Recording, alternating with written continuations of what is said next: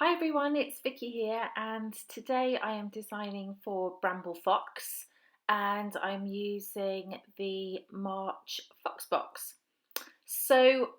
I have a few things gathered here together. I have moments captured perspective. I have a mandala cut file from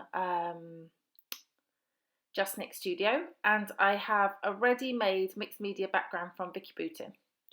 So I want to put a bit of texture onto my layout, and I wanted to use this Vicki paste that I have here, but it had gone really hard, so I'm going to add some water to it and mix it down just to soften it up a little bit, and then I'm just going to put it through a stencil onto my layout, just some stars on a stencil, and this is going to add a bit of shine and texture to the already made mixed media background.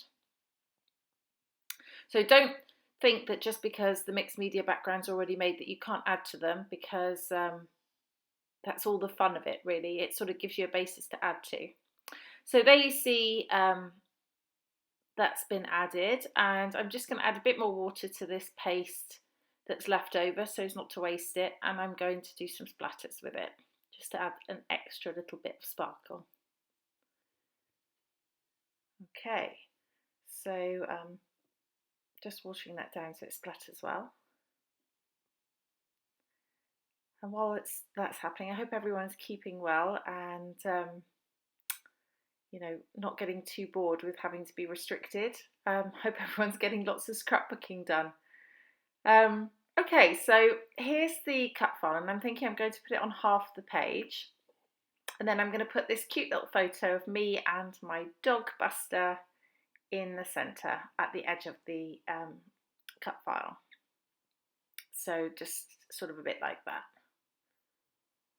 Okay, so I pull out these embellishments from die cuts from the Bloom Street collection by Paige Evans, and just do some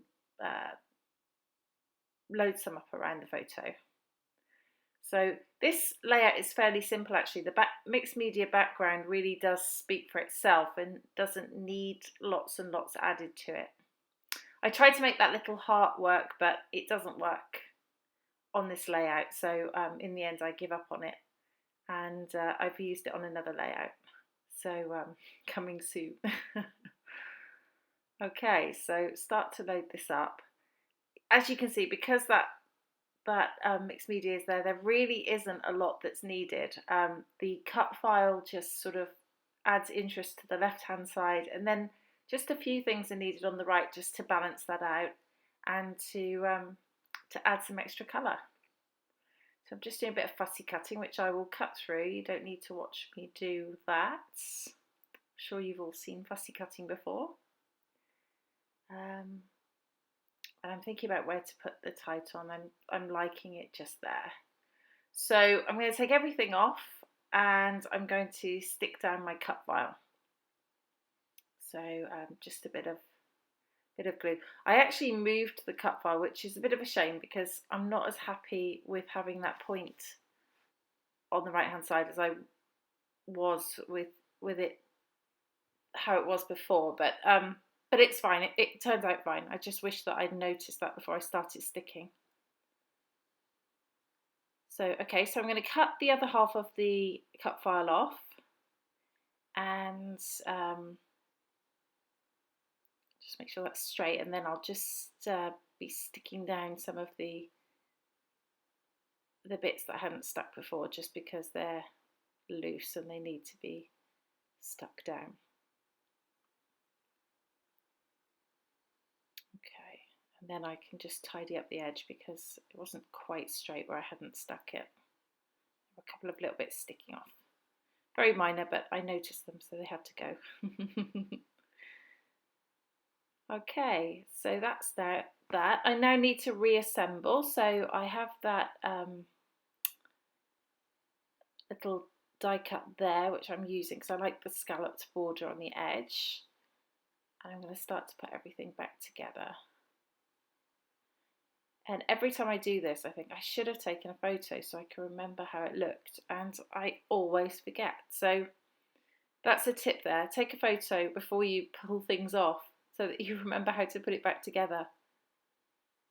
One day I'll remember to do it. Okay, so just moving that over. That's how it's going to look. So I need to stick it all down. What am I doing here? I'm off to get some foam. Here we go. So I've got some sticky back foam, but first I'm going to add a little bit of tissue paper just onto the back of the photo, just to add that extra little layer of dimension.